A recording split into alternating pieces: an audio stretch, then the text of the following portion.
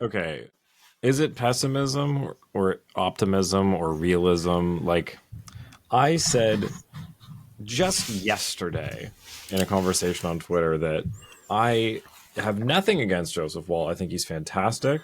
I just, after last year when Sammy got hurt, Murray was hurt, and then Wall got hurt, and we're like, so who's playing in net tonight? And we went through, I don't know, a couple University of Toronto guys, and fucking who knows who came up. Shalgren was playing like double digit games last year.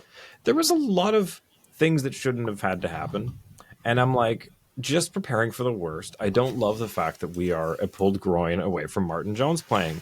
And lo and behold, 24 hours later, here we are. So am I pessimistic or am I just being realistic given what happened, as I said, just last season? Welcome back to Leafs Late Night. I'm your host, Roscoe, joined by Mr. I'm going to call you Galaxy Biehn tonight because that's the route we're taking.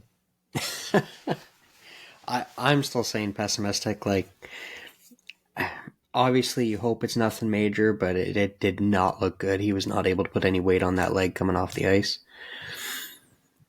So, yeah, it sucks because, man, I mean, they even gave him the first star, and I'm glad they did because he earned it. He played fantastic.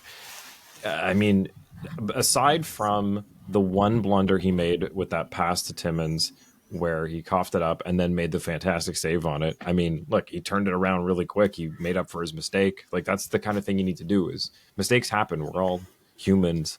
So it's about how you respond to it. And he responded well, and he was able to hold on for until he went down. So I don't know if it was something in that play. I couldn't really tell. Or if it was maybe he did it earlier and that made it worse, or I don't know. It didn't look that bad.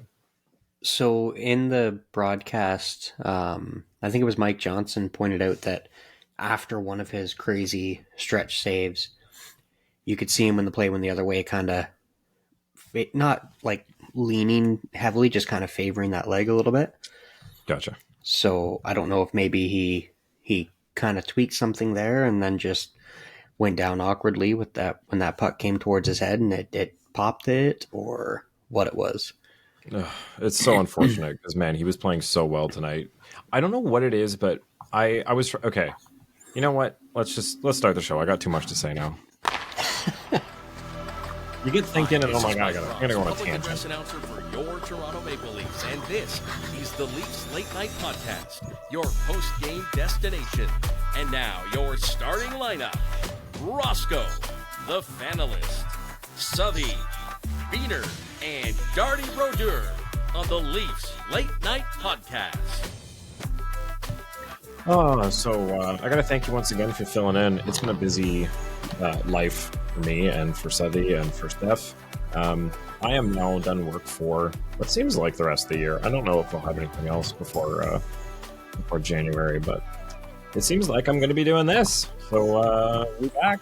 Full swing. So I apologize for missing a couple episodes there, but thank you to Marty Zylstra and to Justin here for filling in. So what I wanted to talk about while I was at work today, Southey actually asked me over the weekend. I was just doing a one-day shoot thing, pick up, adding stuff to a movie. Anyway, Southey asked if I wanted to go to a game, and I wasn't sure if I was going to be done in time. Not a game, the game tonight in Ottawa. So I wasn't able to say yes in time. But while we were working, I was checking on the tickets on, SeatGeek and StubHub and Game Time and whatever, to see, when it came down to 5, 6 o'clock, like if I could just grab tickets and leave work and go if it was looking like it. I've ended up finishing at 7, so I might have done it if the price was right, but here's the problem. So I watched the ticket prices go down from like 80 or 90 bucks for 300s.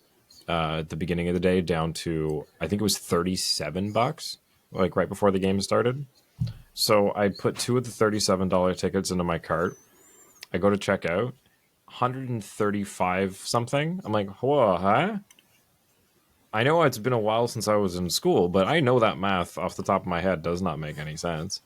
So I hit details, and on 2 $37 tickets, it was 20 something each in fees and 14 or 15 bucks in taxes.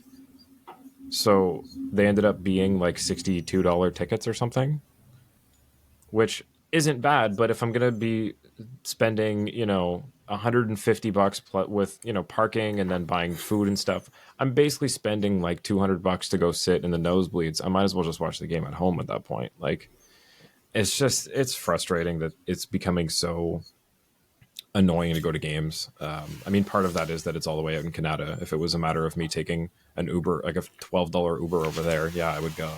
I would even go like at the first intermission if that was the case, because it would literally be like 10-15 minutes for me to get there. So whatever.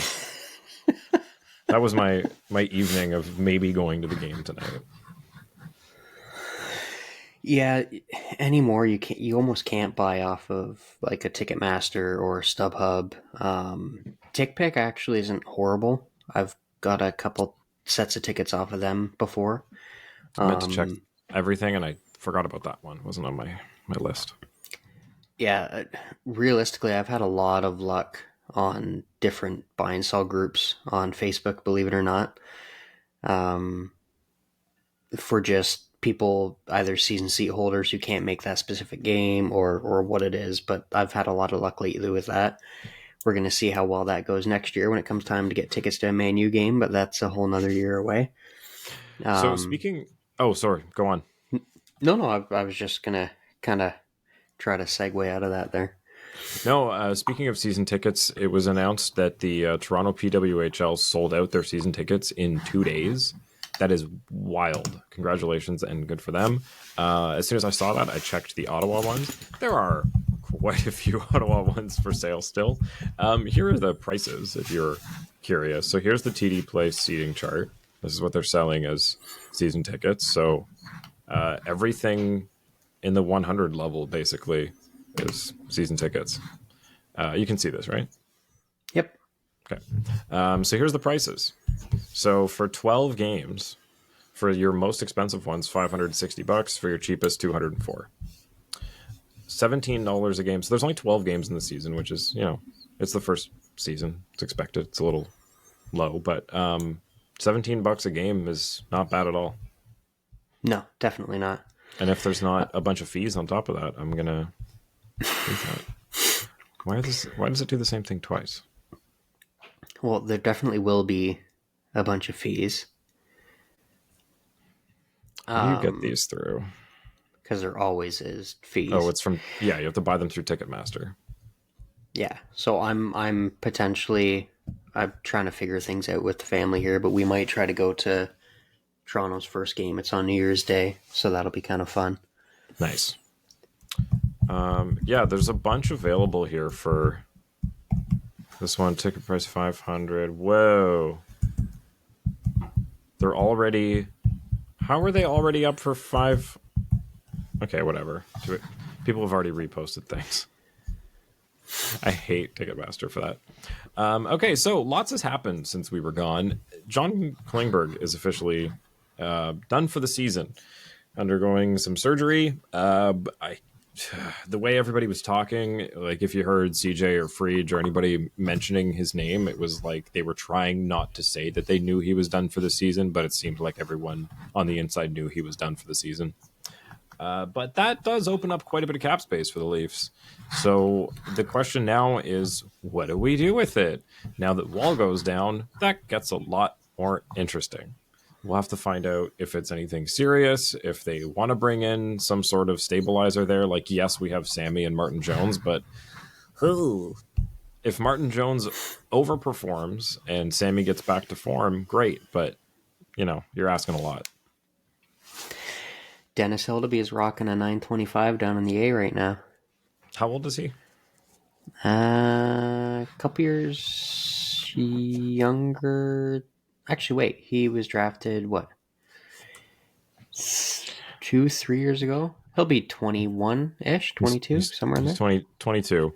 And if they were born in the 2000s, they could not play a net in the NHL yet. Why not?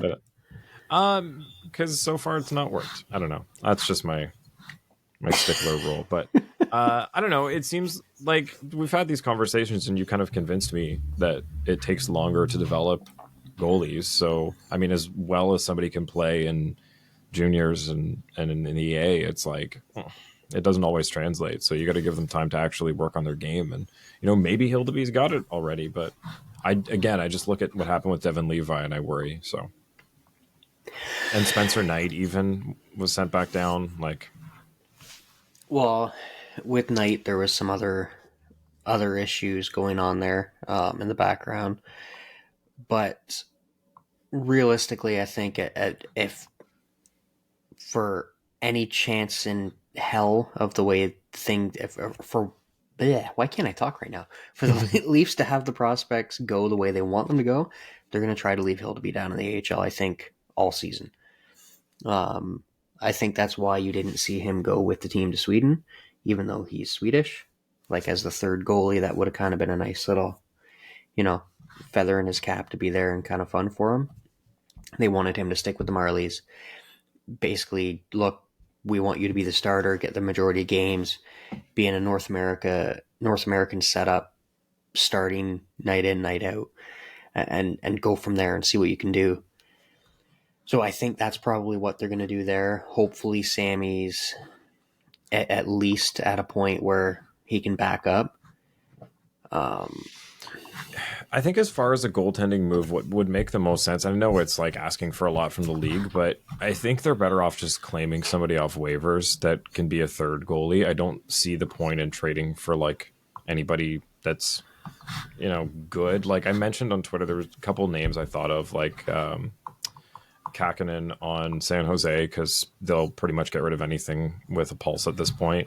And Minnesota's been underperforming. I know they've gotten a bit of a swing in the right direction since firing their coach, but Gustafson's had a really rough start, and he's already jumped around a few teams. So I don't know. Maybe they're also in cap hell for this year and next. I know it's kind of a staple of that team, and they're hoping he turns it around, but I don't know. Both teams could be in a position to move on from those guys, and I don't see many others that would be available.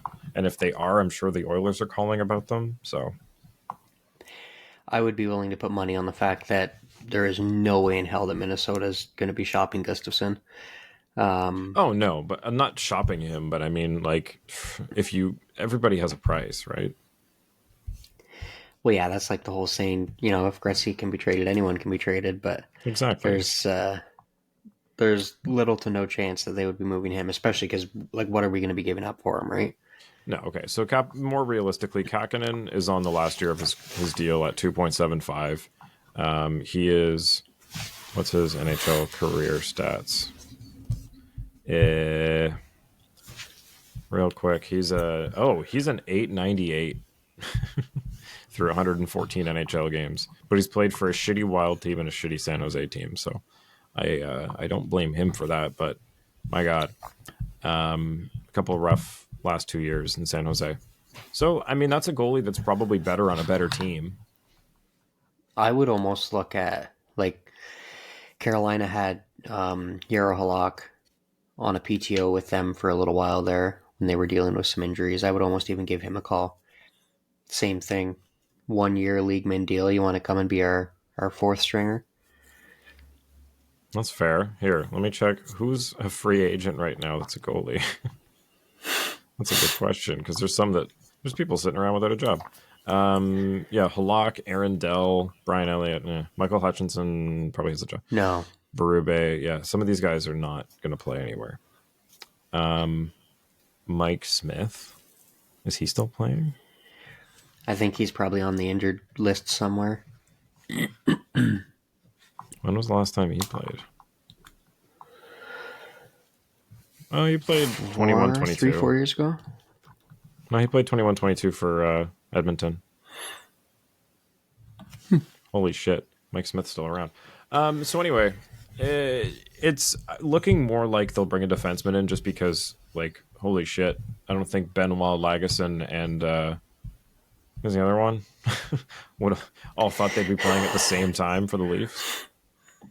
You're thinking of Max Lajoie, or Lajoie. Yeah, I'm probably saying it wrong. Lajoie. There we go. I've liked how Lagesson and Benoit have looked.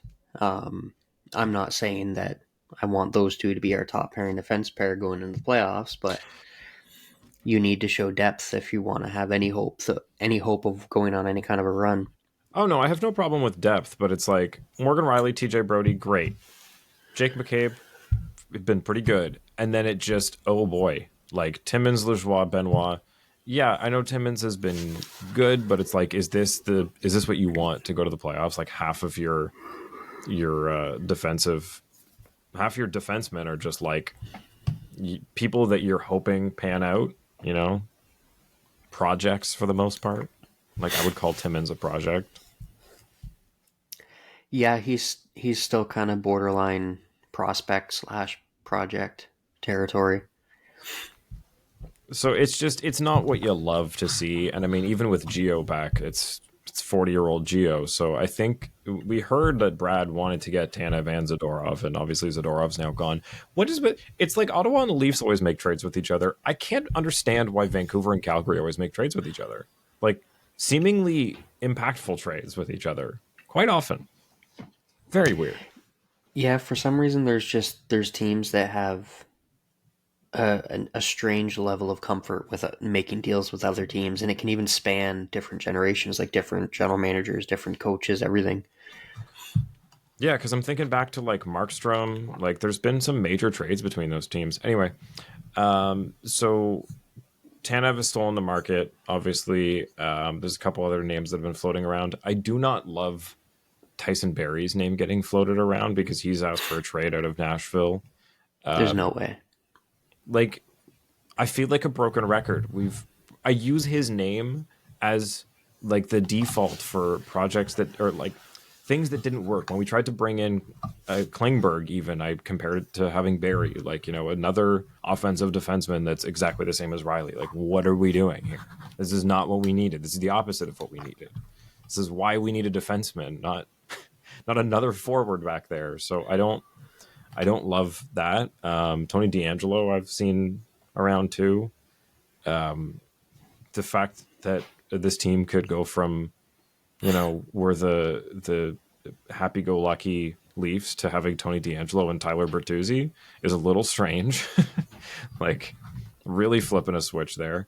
And he's also not played great and goes back and forth from being on $1 million to a $5 million deal because teams oversign him and then, you know, he gets another tryout. So I don't know, long-winded answer. I don't love a lot of what's out there other than Tanev, and I don't know what we'd have to give up at this point because I was speculating a 2 defenseman trade. So unless they're giving up, you know, somebody else in there.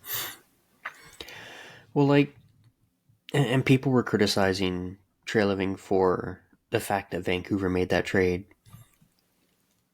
or Vancouver was able to make that trade. Sorry, but the whole scenario, take away the fact that there's rumors that Calgary's owner is refusing to allow Conroy to do a deal with Brad. Hey, I don't doubt there's something there's that there. potential, but Vancouver didn't ask for any retention. Like, that is such a massive point, like a massive sticking point for so many deals in the NHL right now. So if you can complete a trade and even offer a trade proposal without that, I think it's going to go so much farther and make whatever assets you're trying to give up that much more valuable. So everyone was saying it was going to be a first and a prospect or whatever from the Leafs, whereas it wasn't. Yeah, and I think with the economy the way it is, the billionaires don't like the way, you know, the reason they're billionaires is because they're good with their money, right? They don't want to pay guys that aren't playing for their team the same way they don't want to pay coaches that aren't coaching for them. So I think there's a bit of like owners starting to tighten up on GMs about salary retention if it's unnecessary. Like, if you're in a position where you're trying to get rid of a contract like Erik Karlsson, it's a completely different story. But if you're just trying to move a guy and a team's like, we'll take him, but you got to keep half because we have no cap space, it's like, well, kick rocks then. Yeah, it's, and like, I get it. Tanev is probably the type of defenseman that we want to go after right now. I think they would love to try to get that right and lefty set up as best they can. But with his age, with what it might take to get him, like, I'd almost be more interested in, you know, you might have to give up a little extra, but trying to get someone who would maybe fit in with that age group of the team a little better. So it's not just a one and done rental. Well, and they're talking about Toronto being able to re-sign Tanev because like he's from Toronto and everything, and he'd be interested in sticking around. And like you said, with his age, like I don't know if I want to get another Brody or another Geo where it's like we're looking at this contract at a couple years into it, and it's like, oh wow, we're paying a lot for a guy who's kind of a second pair D now, or sometimes third, and kind of underperforming and getting old. Like I don't want to be in that position again. I love Brody, but I think this is the first year we're starting to see the decline a little bit, and it isn't a big price tag on him, percentage of the cap wise. Transition percentage of the cap. Speaking of, we got a little info from the Board of Governors meeting.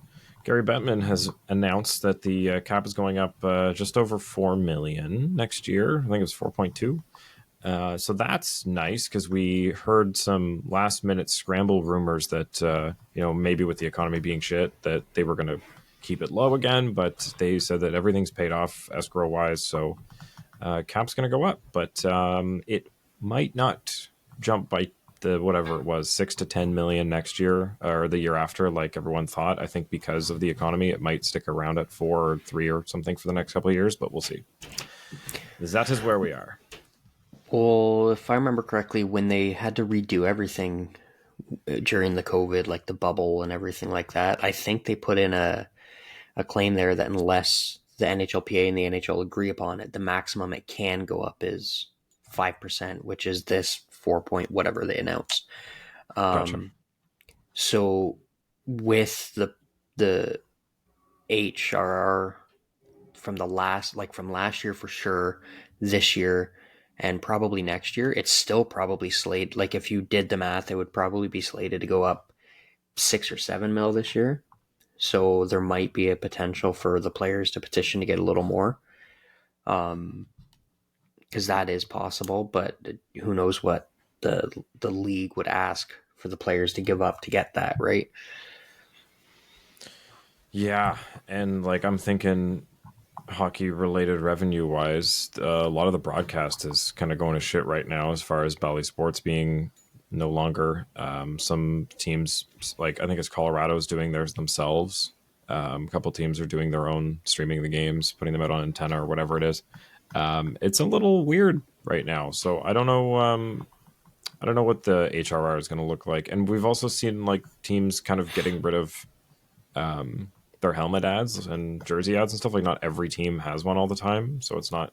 I don't know. It seems like we're not doing creative things to make money anymore because the main reasons aren't working. I don't know. Well, if I can talk about it. Like, if I was an owner and I'm looking at TikTok or something stupid like that on my helmet or my jersey, and okay, I'm getting that extra money, and yeah, that's great. But if it's not allowing me to improve my team, then what the hell is it even there for? Right? Yeah. Like, well, that's what I mean about like if we're not going to push that on teams, like you all have to do this because we need the money. Find like what's the new one? What else are we doing? Because we're cheaping out on jerseys, going with Fanatics. Like there's a lot of things that are going in weird directions here. Like what have you done for the fans, Gary?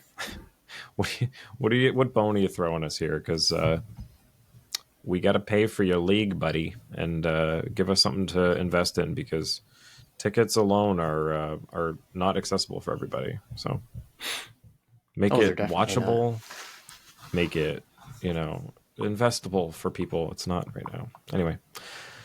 Also at the Board of Governors meeting, it seems that the Olympics are up in the air because the arena is not built yet. And apparently now not having an arena affects the NHL playing games or not, but doesn't matter for the Arizona Coyotes. Yeah, it's only been, 10, 15 years? Yeah, it's crazy. So Bettman's like, well, the stadium in Milan's not built yet. It's like, of course it's not. It's not fucking Olympic gear yet. Like, slow down there, bucko. Like you're talking about a problem that doesn't exist. You're saying how optimistic you are about having the Coyotes start and have start from ground zero and have the whole vote and investment and everything go through to have something built in the exact same amount of time. So what are you even talking about? Just say you don't want to go to the Olympics. It's so fucking annoying. So frustrating. Speaking of Connor McDavid, because he's obviously the one who wants to go, was inducted onto the Canada Walk of Fame before Sidney Crosby. Why? He, aside from getting a bunch of regular season points, he hasn't really accomplished anything. Is it because Crosby plays for an American team? Like, is that the sticking point? It shouldn't be. But Canada's, as far as like the Canadian Heritage Committee goes, like if we're talking CanCon, you know, if Drake goes and records an album in LA written by an American person and produced by Americans, even though he's Canadian, that's only one of 4, so it is not CanCon. So are we treating Crosby playing on an American team the same fucking way, and he's not allowed to be on the Walk of Fame because all of these achievements are with an American team in America? Like, I'm just saying, it's so on brand for Canada to be like, it doesn't count because... Yeah, you know, they're only playing in a league that is trying everything and anything they can to get rid of Canadian franchises. And yeah, I don't know. That's a weird one. Right? I found that so strange. But no, that can't be why. That is so Bobby Orr's on there. Played his entire career for Boston and Chicago, 2 American teams. Messier's on there, but he played for the Oilers. Lemieux's on there. He played for his entire career for the Penguins. Steve Nash is on there. He never played for the Raptors. Okay. Ice. Hockey. Boom.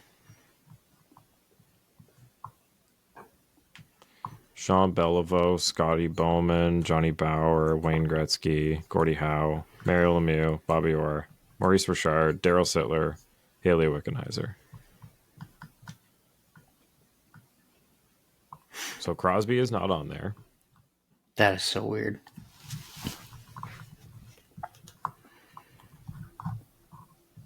Yeah, here. McDavid joins a long list of... Yeah, so he gets on the Walk of Fame before Crosby, who has won Stanley Cups and is nearing the end of his career. And Olympic gold. Yeah. And McDavid has never represented Canada on the grand stage. Like, I don't understand. I do not understand this. Unless, like, Crosby's pretty notorious for not wanting the limelight. Maybe he wouldn't go to a ceremony or something. That's the only other thing I could think of. Not going to the ceremony is different than not being invited. Like, well, yeah, but if maybe he doesn't want to, like, I'm literally grasping at straws here. And he said, okay, well, you know, I don't want to go to it. That's the whole thing with like Yager's jersey number retirement for Pittsburgh. What, he just doesn't want to? For the longest time, yeah, he didn't want anything to do with... I don't know if it was he didn't want anything to do with the team or the team didn't want anything to do with him, but now it's happening, I think, in February, January of this year. Got it. I don't know. I just feel like if we're, you know, nothing against McDavid, but like we'll see when you're 36, 37, what your accolades are like. But right now it seems, it's especially like during his worst season of his career. Like, oh God. Do you know who the leading goal scorer on the Edmonton Oilers is right now? He's a children's book author, isn't he? Yeah, and he used to play for the Leafs, I think. Zach Hyman has more goals than Connor McDavid and Leon Draisaitl, and I don't know what the fuck is going on there. Yeah, well, everybody can go through slumps. For the longest time, McDavid didn't look like he was fully healthy, which it is a big factor. I don't know what's going on with Leon. He has not looked himself this year. So that's a completely different animal, but... Hyman almost has as many goals as Connor and Leon combined. He's got 15, and they have 18 combined. 10 for Leon and 8 for Connor. Obviously, they've got a shit ton of assists. 24 for McDavid and 19 for Draisaitl. But yeah, they've been setting up Zach Hyman, which is weird.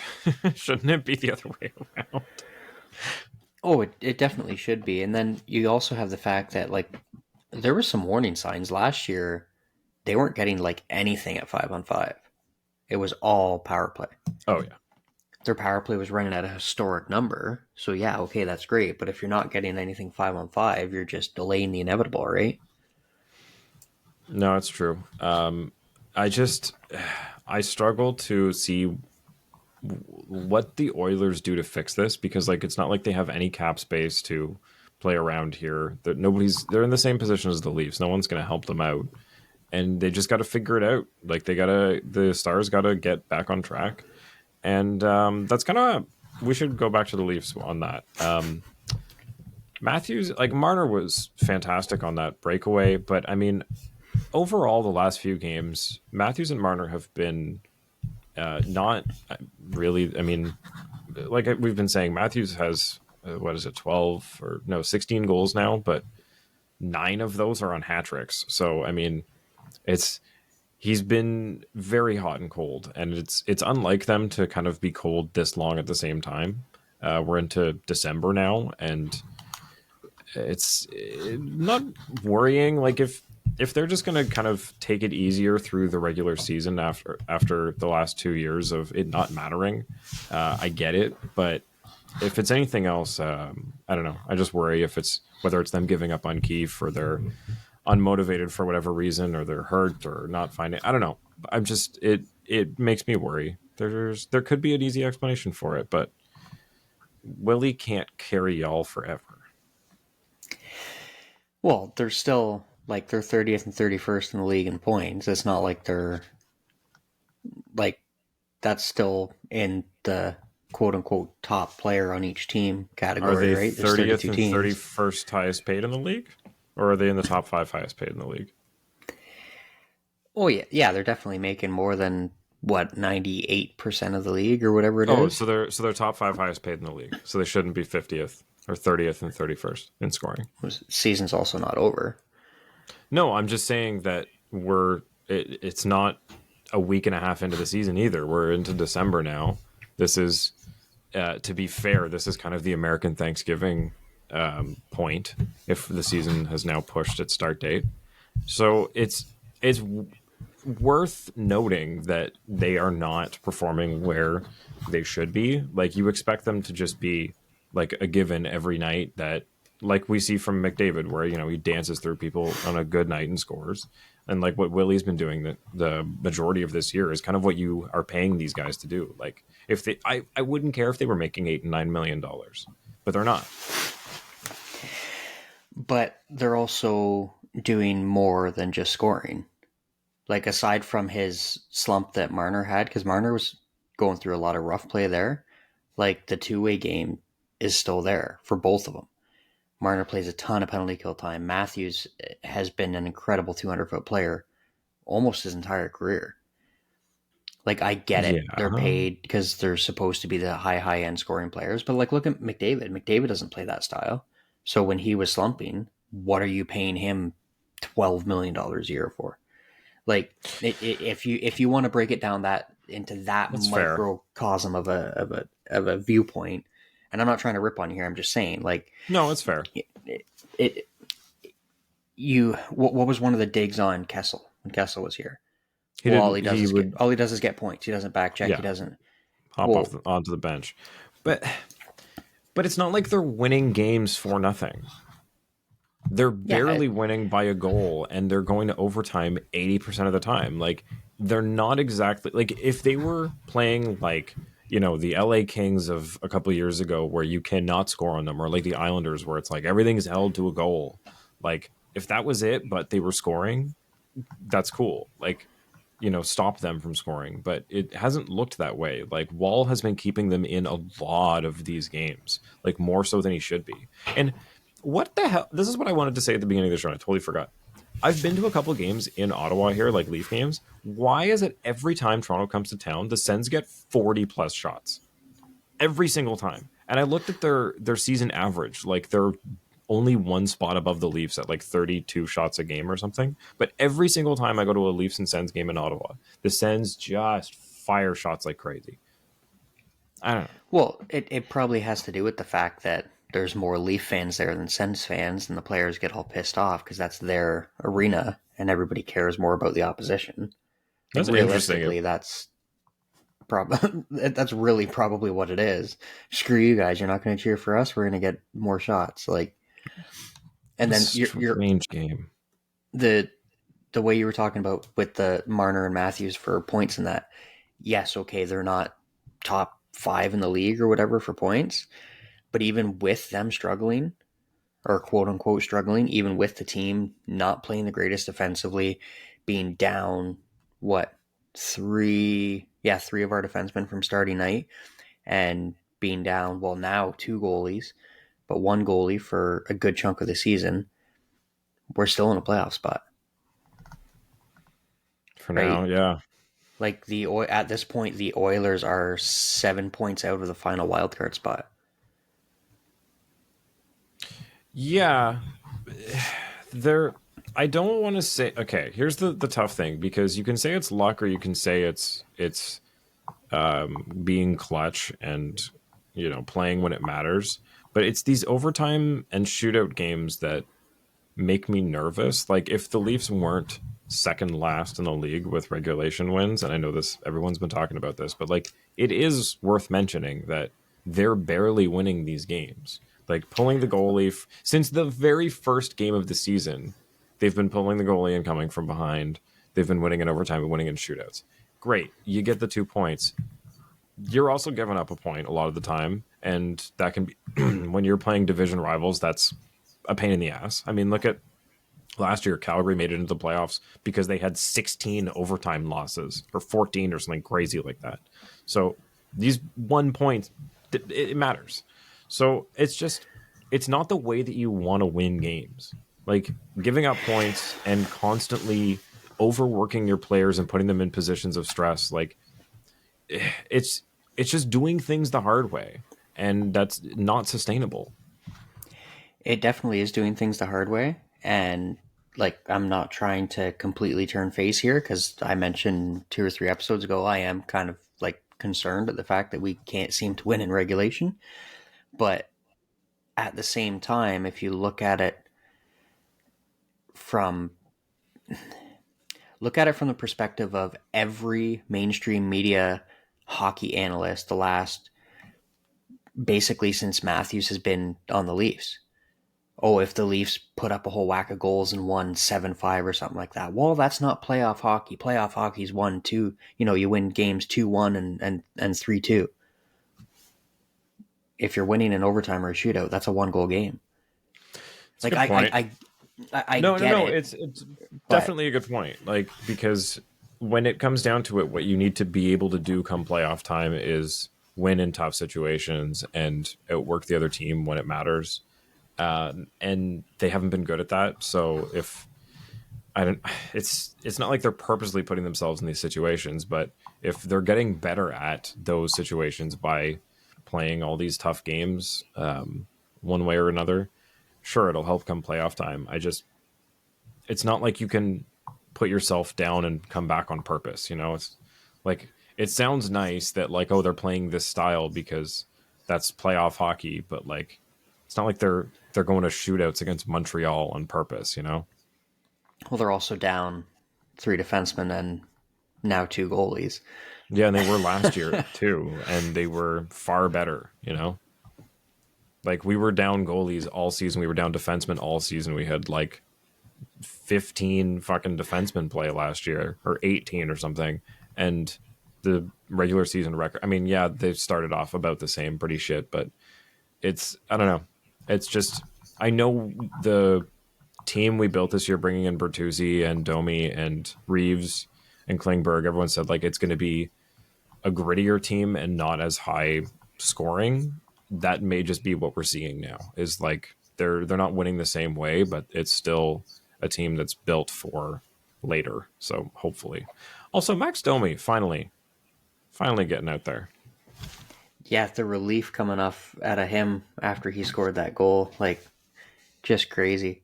And on the grit comment, I've seen more grit this year in Matthew Nyes and Max Domi than I have with Bertuzzi and Reaves. That's so true. Even Like, Robertson. Reaves, he had the couple fights to start the year, and then he's done nothing. Like, I hate ripping on the guy, but... Oh, yeah. I guess I less meant the players themselves and more like the makeup of the team being different. But yeah, it's been pretty disappointing. Half of the guys we brought in on that list are already kind of down for the count. Like Reaves barely plays a couple minutes a night, and Klingberg's now done for the season. So realistically, in my opinion, Reaves shouldn't play again.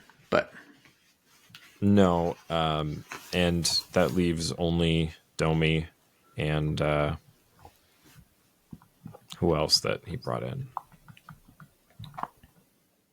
Bertuzzi. Right, obviously. Well, I mean, if those two pan out, great. Those were the important ones. Mind you, Klingberg was pretty important. But okay, there was. Do we have time for it?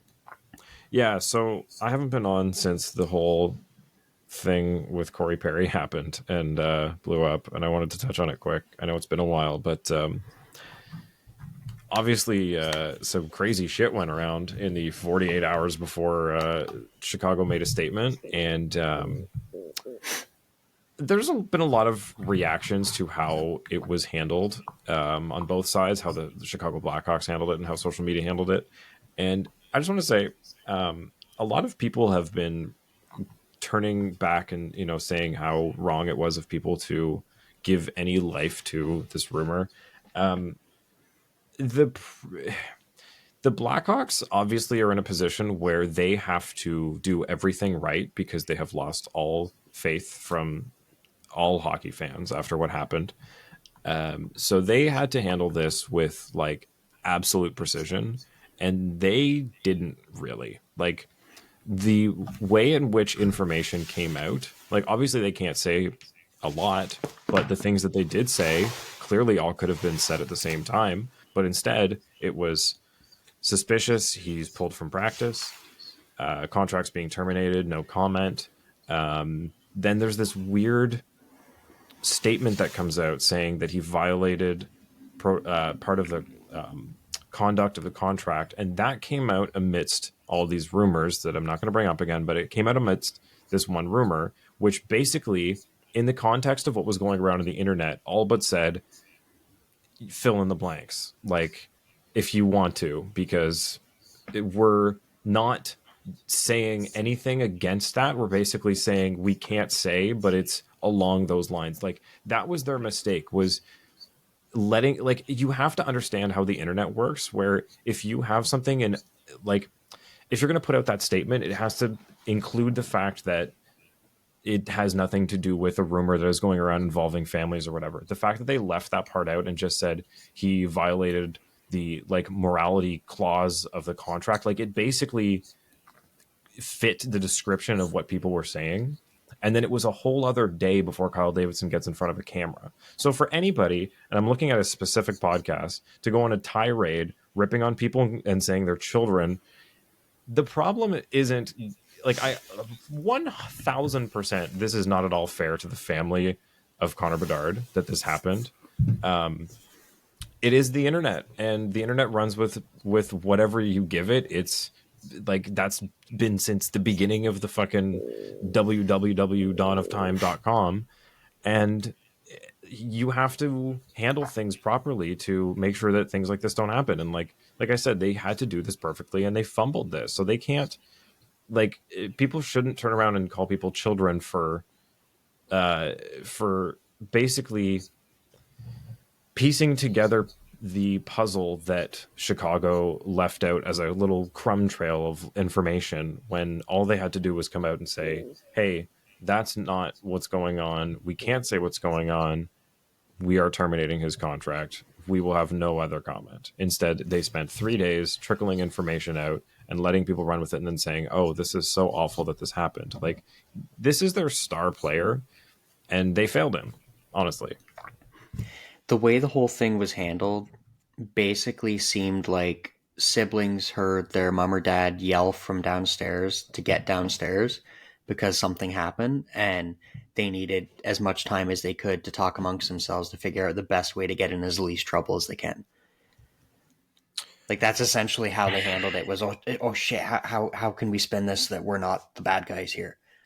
Like, yeah, and they should have the best and most expensive PR firm on the Eastern Seaboard. Like, they should. It's the fucking Wirtz family. It's an original six team. They should have the most expensive PR firm on retainer to be like, hey guys, this is going on.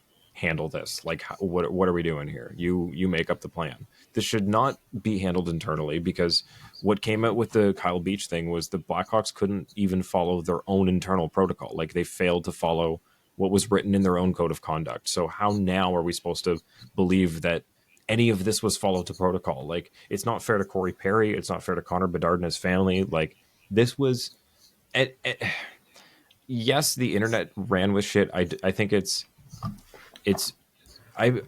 the people that were saying, that were first reporting it, saying that this happened and is saying it's true, that I think is way over the line. People making the memes about it and stuff is a lot, but like, everybody at work that I was talking to who doesn't even follow hockey had heard about this within 4 hours of it hitting the internet. And people were like, people that are like casual hockey fans were like, I'd believe it, because it's not so outrageous that it's unbelievable, but it's outrageous enough that it gets people talking. It's in that perfect little pocket where it could happen. It could have happened. So everybody just starts talking and jokes start running. So it's honestly like the Blackhawks just fucked this so bad. And I don't need to know. Nobody needs to know what happened. But I just, for Corey Perry's sake, like the other side of this is like, if it's he did say, obviously it's like something dealing with alcohol abuse, like terminating his contract instead of putting him into like player assistance program. Don't love that either. Like, I don't know what happened there, but this is the other thing. If we don't have the information, so we don't know. He also might not like accept being in something like that. Like, that's as fair. Much as a statement says that he wants help, right? Like, it's such a weird scenario, and I don't want to throw any more shade at Perry, because we've done that enough with stuff in the past, because I just generally don't like the guy. But you don't ever want to wish ill on anybody. But what keeps getting missed is whatever he did had to be bad. And whoever was affected by it, like, hopefully they're okay. Whether it was verbally, whether it was physically, whatever the hell it was, like, you're supposed to be able to do your job in your workplace without being harassed in any way, shape, or form. Exactly. And that is something I don't think I've heard anybody say. Like, we're probably never going to find out who it is, and rightfully so. They deserve their privacy too. But, like, hopefully it isn't going to be too scarring for them. I don't know how else to say it, right? No, and that's a really good point to make. All we've heard is that it wasn't a police matter. So the fact, like, it's just the information we have raises more questions than gives us answers. And I think that's the problem with it. And that's why if there's any story that seems concrete, people will go, oh, that must be what it is. Because if it's not coming out, something came out and that must be what it is, because everyone's trying to keep it under wraps. So it's unfortunate for everybody involved that the information can't and shouldn't come out, because this is the result in this day and age. So it's kind of a lose-lose scenario, but it could have been mediated, or could have been softened. I don't know what the word I'm looking for is. The Blackhawks could have made the situation a lot better, and they fumbled this. So I don't feel bad for Kyle Davidson, who was like not fake crying, but like the breaking on the mic. It was like, come on, dude. Like, I don't feel bad for you when this is your ship. Like, you need to Like, you need to make this not happen. So you being emotional now doesn't really mean that much. Okay, let's not talk about the Blackhawks piece of shit anymore. Was that goal not offside, the first one? I know Keefe and their video crew, they've got a pretty good record, and you could see very quickly that they were getting the call from upstairs that no, like it's good. So it did look really close, but it could have even been one of those, they called it good on the ice, and I don't think we have a good enough angle to call it off type things. Because what I saw was he hit the puck out of the air as he was crossing the line. So like his feet are over the line, and he kind of like turns back to hit the puck down to the ice.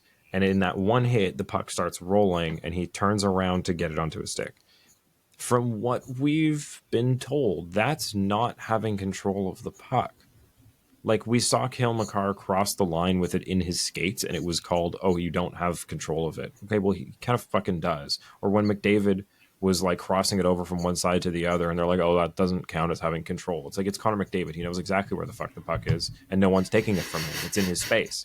So the fact that this is called having control when those aren't, that was what I have a problem with. It's like, you're telling me what to expect, and then you just throw it out the window one day, and I go, okay, am I stupid, or am I just mad? Like, I don't know what's going on.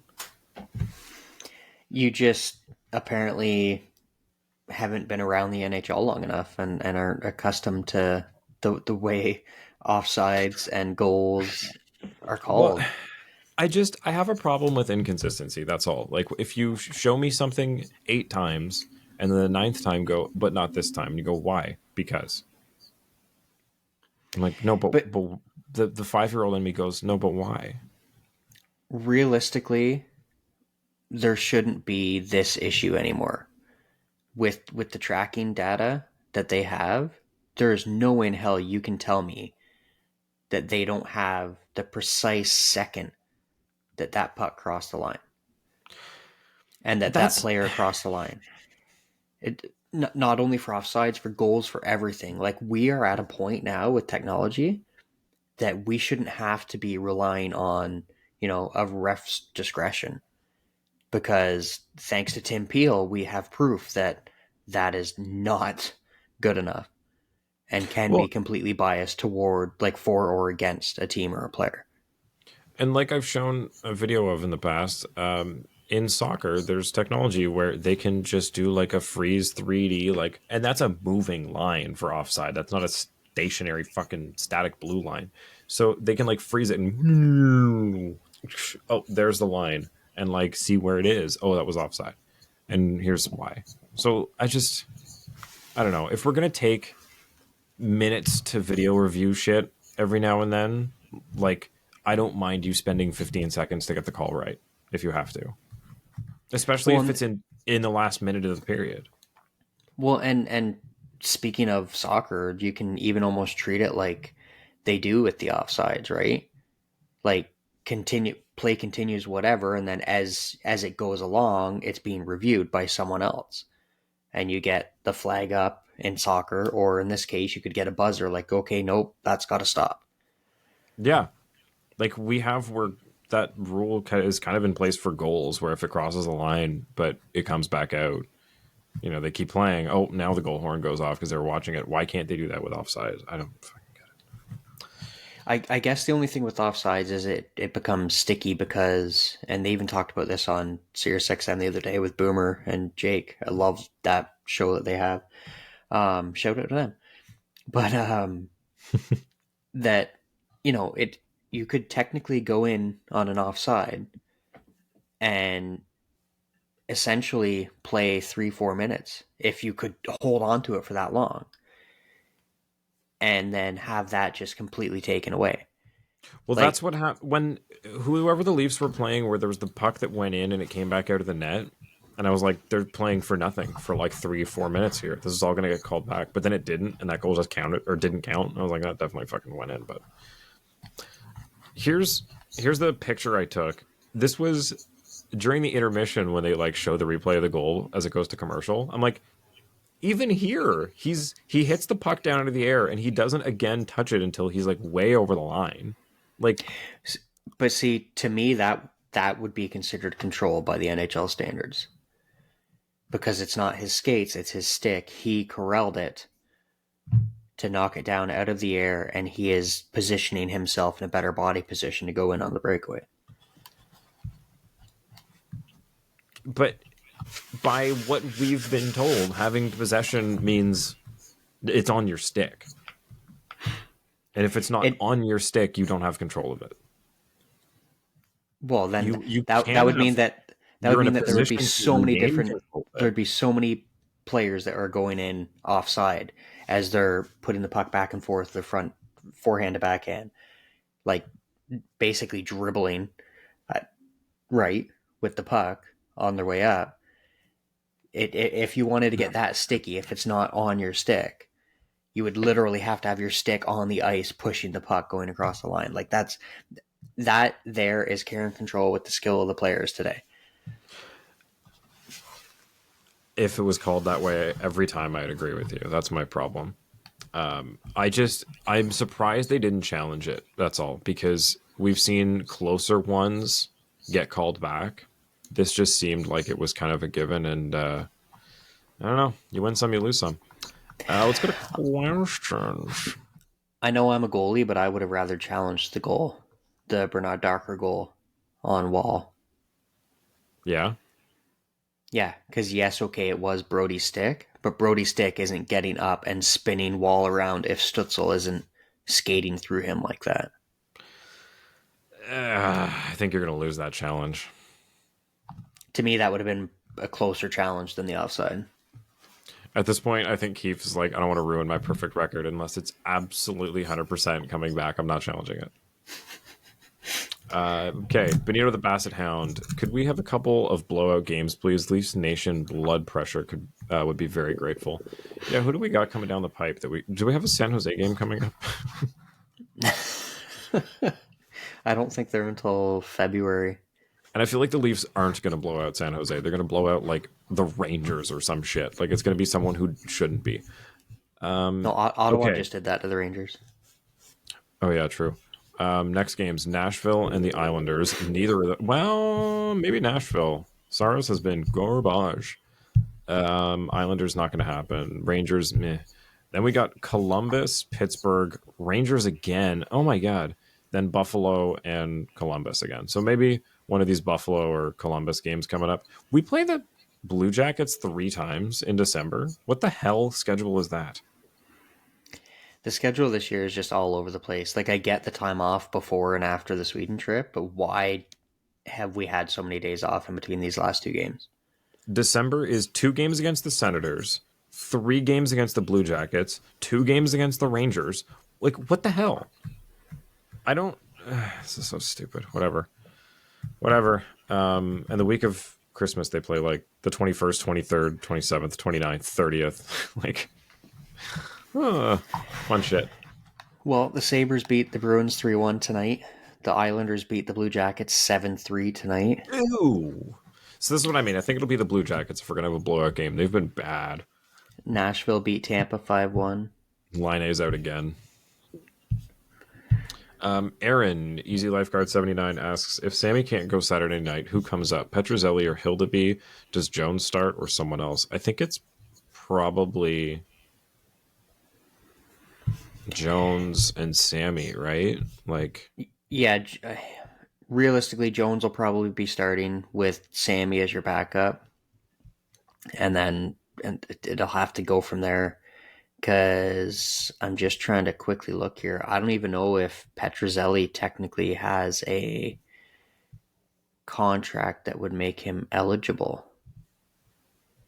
to play. Hildeby does. Here he is here. Oh no, it looks like he would. Yeah, so it's going to be an interesting one to see, but hopefully Sammy's at least well enough to back up. I know they were hoping for that timeline anyways, so. Fingers crossed. Last question here from Luke Man, Lucas Ainsworth. Is this year going to be an all-in year, or are we going to be injury hamstrung and maybe not get there? I mean, last year we were insanely injury hamstrung. Like I was saying before, we had so many goalies and defensemen play last year.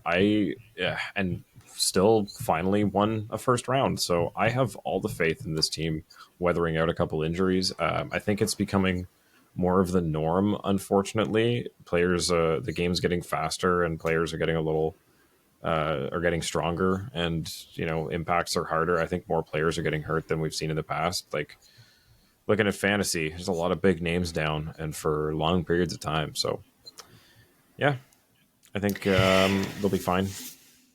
At this point, we're 2 points out of second place in our division with 2 games in hand. So, Yeah.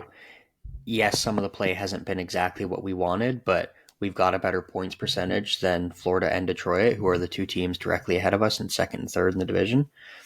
So I'm not overly concerned. Like, some of the things we're seeing is a little concerning, but I don't see there's as being any chance that we don't make the playoffs.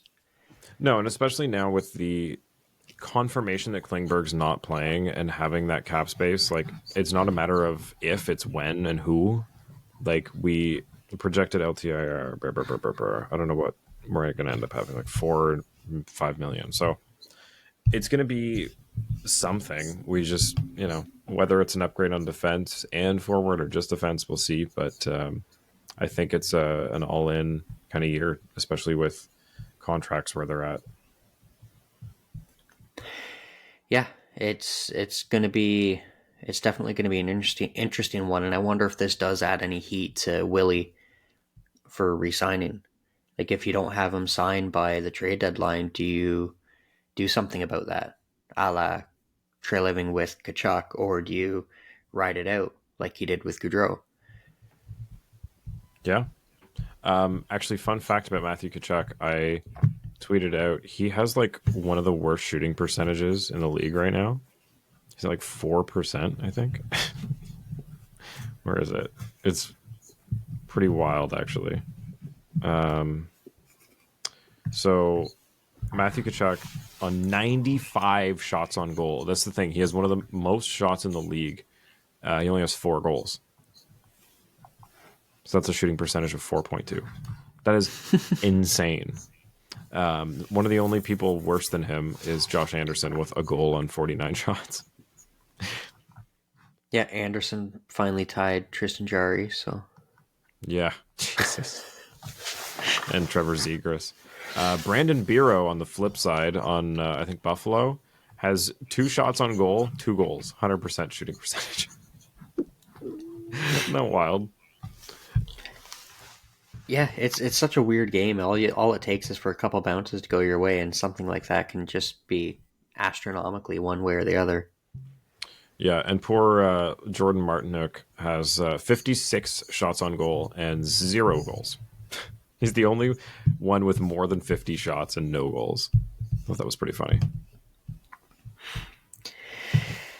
Yeah, shooting percentage is such a weird thing, because wasn't it Kadri's last year or his second last year where he had like this crazy high shooting percentage? Oh yeah, like Besser's shooting at like 35% right now or something crazy.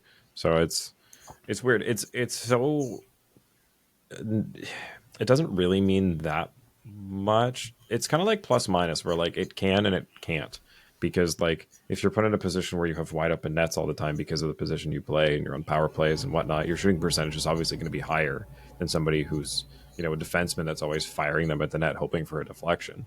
Like some of the guys with the most shots and no goals are all defensemen. So, last thing, a little report from the Toronto Sun that because the Jays are so interested in Shohei Ohtani, Rogers would in turn not renew their NHL broadcast deal, which is interesting because I have been talking about this in the last few episodes of how Rogers is probably not going to want to pay $500 million a year again. And lo and behold, if they're going to pay $500 million to Shohei Ohtani, they probably don't care that much about hockey. It's just, It's such a weird scenario because the two telecom giants in Canada, they never have to worry about money ever.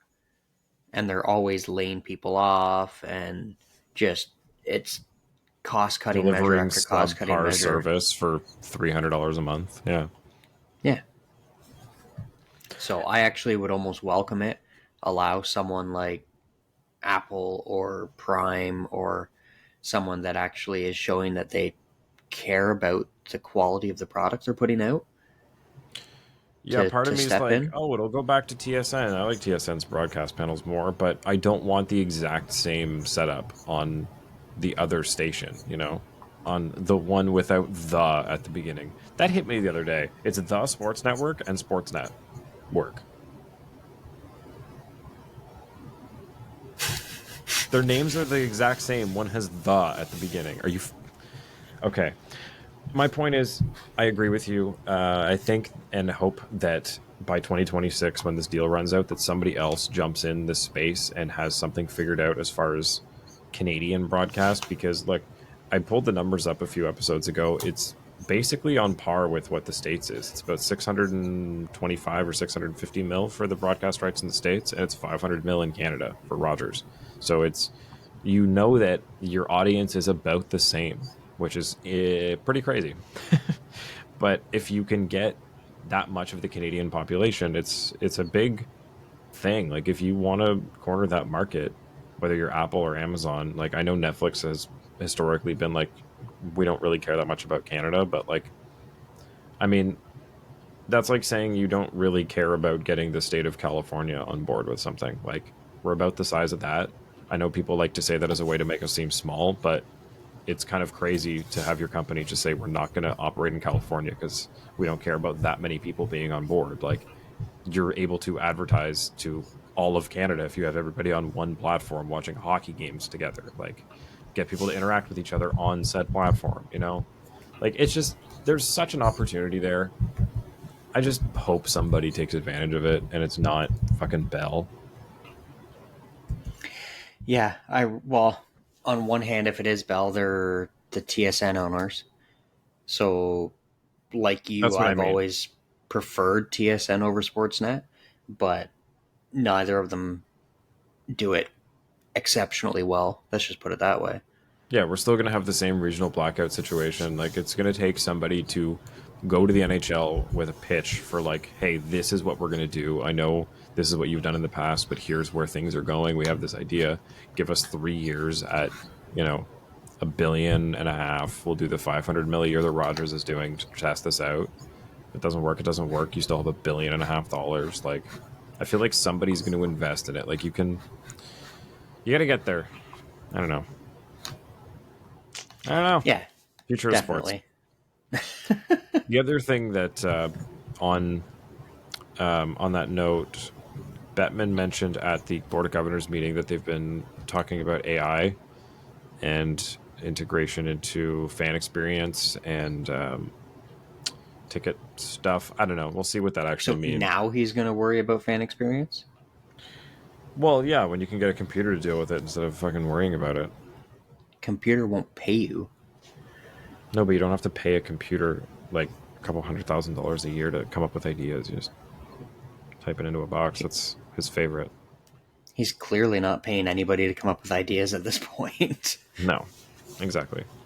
Oh, last thing before we go. Speaking of paying people for ideas, what's with the Ottawa Senators and hiring like their person in waiting for jobs without firing the other person? So they now have Steve Stais, who's like the what do you call it? The mentor to the GM, or like the whatever the fuck his position is. Assistant to the regional manager? Well, it's like yeah, and then you've got what's his name? Jacques whatever. Jacques Martin was running the lights in the arena tonight. Did you catch that? Sorry, I had to. You've got Jacques Martin as like the not coach. So it's like you've got people above the guys that are currently in the jobs instead of firing somebody. And I think it was was Freege that made this point, or maybe it was CJ, about how if you're going to pay two guys by firing one, you might as well bring one in to help coach the other one. And if it works out, then great, you're only paying one guy less than a second coach or a second GM. But like, holy shit, like the Sens are just having to hire someone to train the guy that they hired to do the job in the first place. The way it's being played out right now by a couple different outlets is that this is what Anlauer said he was going to do when he took over, was add to the hockey department, be it skills coaches, be it executives, whatever it is, because they were running such a lean ship for so long that this is the way it's being spun, is that, because and it's not a lie. Like, Jacques Martin is definitely a knowledgeable player. He's been around the game forever. So to have him in the fold in any capacity, be it coach, assistant, executive, advisor, whatever you want to call it, like, it's only going to help a team. But it's fishy considering how the team has played and all the rumblings that have been around the team, that a former coach that used to coach for you is now in an executive / advisor role. And it's funny, I totally forgot Staios is the interim GM now, because they did actually fire their GM earlier this year. But here's I type in Jacques Martin from Sports Network. Senator Staios says Martin hire isn't a threat to anyone's job.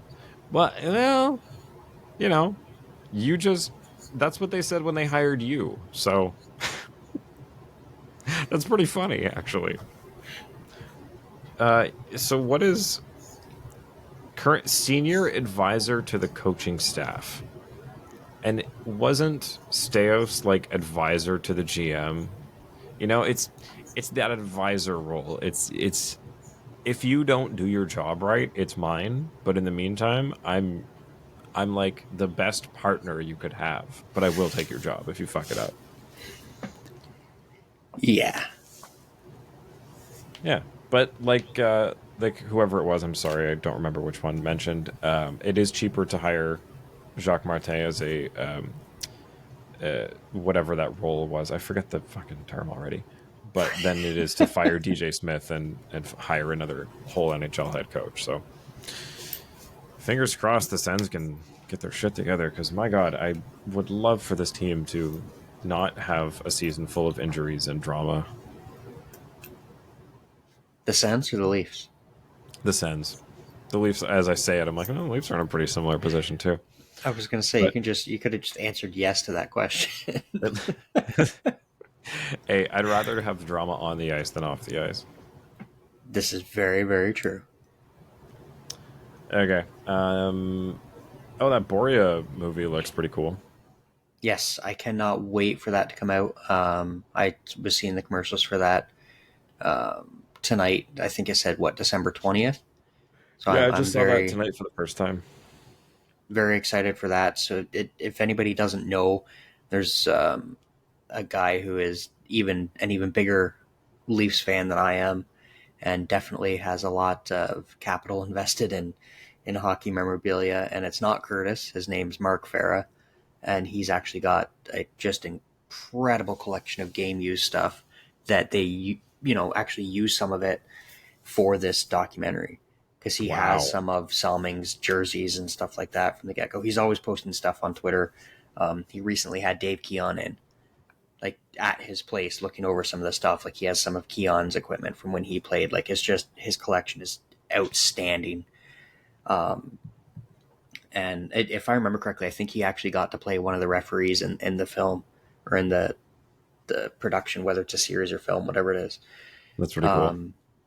So he shared a lot over, like, his access that he had to it when it was going down. And then obviously everything that was shared from Sittler and Salming, and I think McDonald was there as well when some of the filming was going on, when Salming was over here before he passed. So it's definitely something that I'm really looking forward to watching.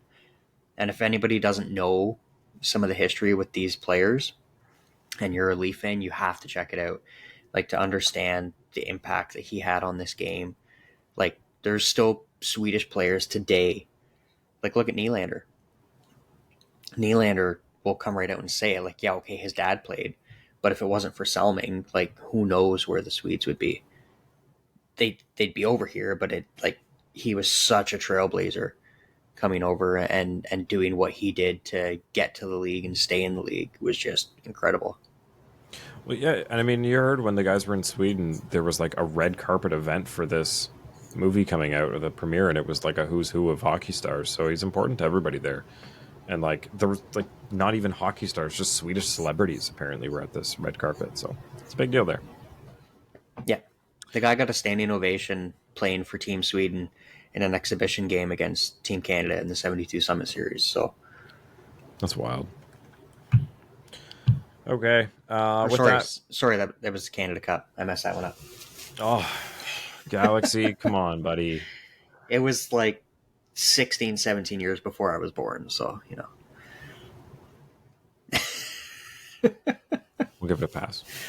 All right, we'll catch you Saturday night when the Leafs take on the Nashville Predators. And Ryan O'Reilly and Luke Shen. Oh, my God. Ryan O'Reilly is on pace for like 80 points and 40 goals this year, right? Well, I guess that's what happens when you want to live live anonymously. Yeah, you just score goals and have a good time, you know?